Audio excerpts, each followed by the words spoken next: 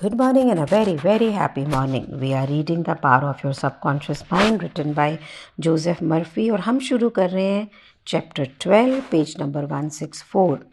और हमने last chapter में सीखा कि लोग अपने बाइंग सेलिंग कैसे करते हैं। उससे पहले हमने बिजनेस का सीखा और आज इस चैप्टर में वो बताना चाहता है कि जितने भी साइंटिस्ट्स हैं यानी वैज्ञानिक हैं वो सबकॉन्शियस माइंड को कैसे यूज़ करते हैं।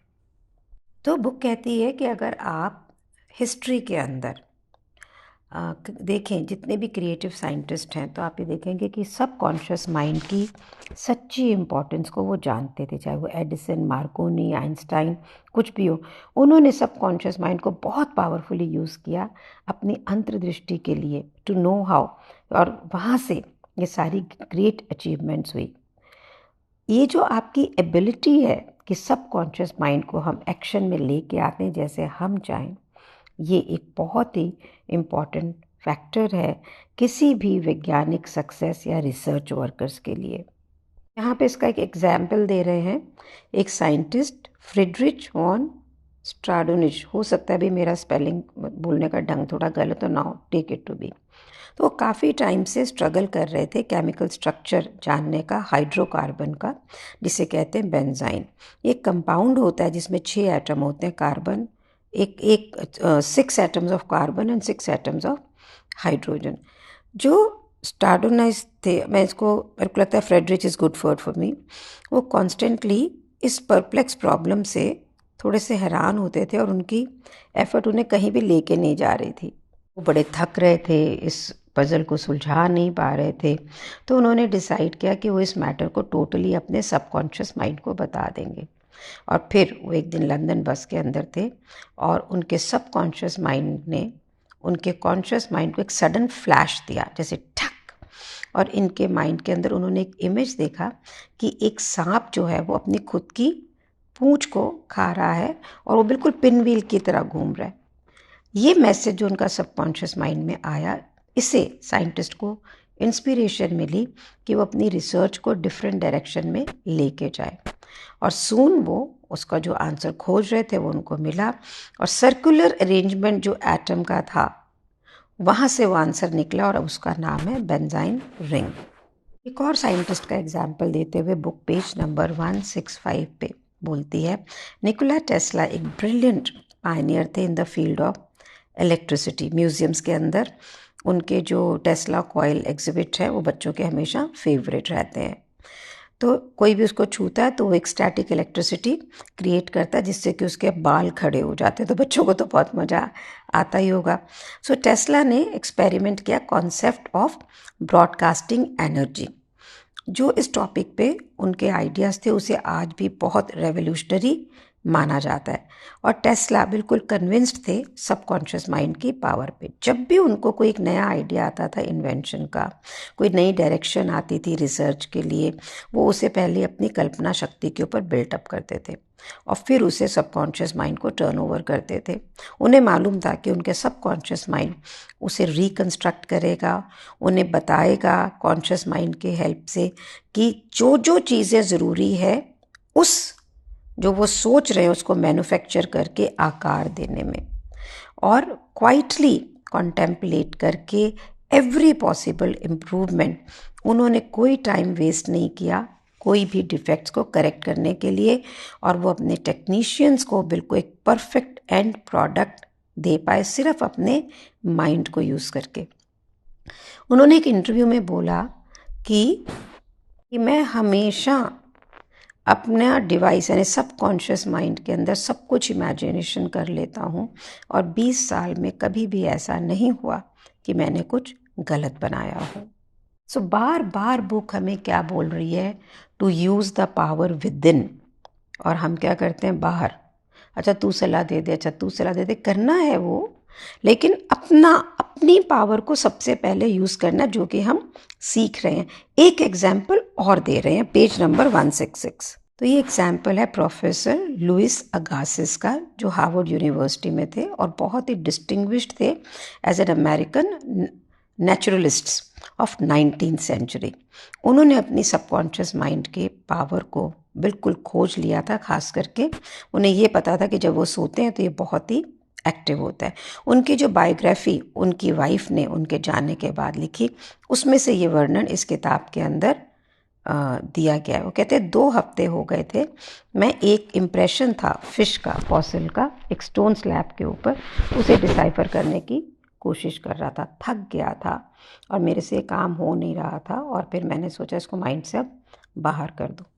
एक रात वो उन्हें ऐसे लगा जैसे उन्हें कोई ज़बरदस्ती उठा रहा है नींद में ही, मतलब नींद में सोए पर उनको उठने का आभास था और उन्होंने उस फिश को देखा with all the missing features perfectly restored. और लेकिन जब उन्होंने उसको पकड़ना की कोशिश की तो वो भाग गया। लेकिन उस दिन वो मॉर्निंग में जल्दी गए और उन्होंने जो इम्प्रेशन देखा था उनसे उनको ये लगा कि भी मैं कुछ ना कुछ ज़रूर कर पाऊँगा, लेकिन फिर भी जो रिकॉर्ड्स थे वो ऐसे थे। नेक्स्ट रात को फिर वो दोबारा सोए और उन्होंने फिर उस मछली को दोबारा देखा, पर तब भी कोई सेटिस्फैक्टरी रिजल्ट नहीं था। जब वो उठे तो वो मेमोरी डिसअपियर हो गई। होपिंग कि भाई ये एक्सपीरियंस दोबारा आएगा, उन्होंने तीसरी रात को एक पेपर पेंसिल अपने साथ रखा सोने के लिए। टुवर्ड्स मॉर्निंग दोबारा से वो मछली उनके सपने के अंदर आई। पहले वैसे ही कंफ्यूज थी, लेकिन उसके साथ में बिल्कुल डिस्टिंक्टनेस से आई, बिल्कुल शार्पली। अब उसको कोई भी डाउट नहीं था साइंटिस्ट कि ये एक जूलॉजिकल के मतलब कैरेक्टर्स, गुण क्या क्या थे। हाफ ड्रीमिंग था, अंधेरे में था, उसने उसके सारे कैरेक्टर जो पेपर उसने बगल में नहीं रखा था उसमें उसको स्केच किया। मॉर्निंग में वह हैरान था ये देखने के लिए कि जो रात को उन्होंने अंधेरे में नॉक्टर्नल स्केचेस क्रिएट करे थे वो इम्पॉसिबल, जो फॉसिल जिसके नीचे वो रिसर्च कर रहे थे वो पूरा एकदम सामने आ गया था। जब वो अपनी लेबॉरेटरी के अंदर फट से गए और उस ड्राइंग की हेल्प से उन्होंने स्टोन को क्लियर किया और वो जो फिश का फॉसिल था वो बिल्कुल क्लियर हो गया, बिल्कुल वैसा ही जैसा उन्होंने सपने के अंदर देखा था और वो बहुत आराम से उन्होंने कर लिया। एक और एग्जाम्पल पेज नंबर 167 पे Canadian physician researcher Frederick Banting की बात करते, उन्होंने अपने पूरी अटेंशन दी कि जो ये डायबिटीज़ की बीमारी होती है शुगर की, उसको कैसे वो मैनेज करें। उस समय कोई भी इफ़ेक्टिव तरीका नहीं था इस डिज़ीज़ को रोकने के लिए।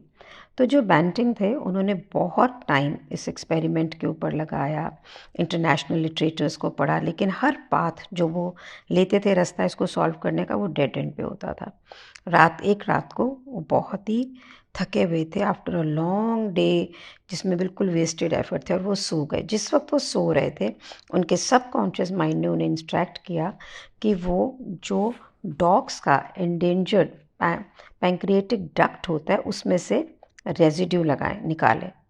तो ये इंस्पिरेशन से उन्होंने इंसुलिन को डिस्कवर किया, जो कि आज मिलियन एंड मिलियन लोगों की डायबिटीज़ को ठीक करता है। तो आप ये देखो, और बुक कह रही कि जो डॉक्टर बेंटिंग थे वो कॉन्शियसली माइंड में अपनी प्रॉब्लम में ड्वेल कर रहे थे, सॉल्यूशन मांग रहे थे, रास्ता खोज रहे थे और उनके सबकॉन्शियस माइंड ने उनको वैसा ही करा। इस बात को बताने का मतलब ये नहीं है कि आपको हर प्रॉब्लम का, समस्या का हल आपको एक रात में ही मिल जाएगा। It may not come for some time, but don't feel discourage. Keep on कि आप अपनी प्रॉब्लम को हर रात सबकॉन्शियस माइंड को सोने से पहले ज़रूर देके जाएं। अगर आपने भी नहीं करा तो इसको अभी शुरू करें। अगर को अभी भी ये लग रहा है ना कि मेरी तो क्वेश्चन का आंसर नहीं मिल रहा है, सोल्यूशन नहीं मिल रहा है, तो हो सकता है कि आप क्वेश्चन के बारे में ज़्यादा सोच रहे हो और उत्तर के बारे में कम सोच रहे हो कि भाई ये आपके मन में यही आ रहा होगा कि इसको तो टाइम लगेगा। तो कोई सरप्राइज़ नहीं होगा कि आपको टाइम लगेगा। अगर आपको ये लग रहा है कि मेरी प्रॉब्लम तो डिफ़िकल्ट है, तो ये प्रॉब्लम मतलब है ही ना। अगर नहीं होती तो प्रॉब्लम थोड़ी लगती, लेकिन ये गलती है आपका सबकॉन्शियस माइंड जो है ना, इसमें कोई भी समय का दायरा नहीं है, इसमें कोई भी आयाम यानी स्पेस का दायरा नहीं है। आप ये सोच के जाइए कि आपका ये आंसर राइट नाउ है और उसके ऊपर है ना, मतलब ये नहीं सोचना कब आएगा कब आएगा, ये अपने आप आएगा। आपको विश्वास होना चाहिए कि ये हो रहा है। Right now answer is being worked for you. Convince हो जैसे जैसे आप इस बुक को पढ़ रहे हैं कि जो भी आंसर आएगा ये आपके लिए एक परफेक्ट सॉल्यूशन होगा। तो आज ना चलिए इतना ही करेंगे अपने, लेकिन अदरवाइज बहुत ज़्यादा हो जाएगा। Looking at all these examples, one thing is for sure कि जो विपाशना कहती है अंतर्मुखी होके जीना, यानी अपनी सेंसेशंस, अपने इमोशंस, अपने फीलिंग्स को देखना और समता में रहना। मीन्स अगर मोह, माया, दुख इन सब से परे एक्सपीरियंस होगा, ये नहीं कि आपको एक्सपीरियंस नहीं होगा, लेकिन जो आपका रियल सेल्फ है वो इस सेल्फ से अलग होगा। ये भी एक बहुत बड़ी प्रैक्टिस है and I am continuously 24/7 into it. ज़िंदगी बदलती जा रही है। मैं ये नहीं कहूँगी कि बिल्कुल चैम्पियन हो गई हूँ, लेकिन हाँ, बहुत बहुत बेटर हूँ। मेरा कंट्रोल है मेरे इमोशंस पे। और कंट्रोल क्या है? I think I have just become more peaceful and it's beautiful. कभी करके देखो। So thank you so much for being in my life. जैसे जैसे बुक पढ़ती जा रही हूँ ना, बहुत कुछ आ रहा है। क्या आप इसे लोगों के साथ शेयर कर रहे हो कि नहीं? पता है क्या होता है, हम अपनी सारी ज़िंदगी अपने सुख, अपनी चीज़ों के लिए निकाल देते हैं। हमें ये नहीं पता है कि हम पूरी लाइफ में एक सब्ज़ी भी जो खा रहे होते हैं, 100 जनों ने उस पर काम किया होता है। किसी ने सब्ज़ी उगाई होती है, किसी ने उसको पानी दिया होता है, बीज डाला होता है, ट्रक में डल के मंडी में आती है, मंडी से ठेले में आती है, ठेले से आपके पास से उसको किचन में बनाया जाता है। फिर 100 हज़ारों लोग, अगर ये तालमेल ख़त्म हो जाए तो हम पीसफुल नहीं रहेंगे। जब आपके आसपास के लोग सफल होंगे, आपसे उनकी रिलेशनशिप अपने आप बहुत अच्छी होगी। और अगर ये सफलता आपकी वजह से हो तो फिर क्या बात है। कोई पैसे नहीं खर्चने। इन ऑडियो वीडियोस को आप लोगों को भेजो ताकि वो इसको सुने। आपको लग रहा होगा मैं भेजूंगा सुनेंगे नहीं, नहीं सुनेंगे, जो उनके प्रारब्ध में होगा, लेकिन कम से कम किसी और की ग्रोथ का कारण तो बने। Thank you so much for being in my life. Thank you so much.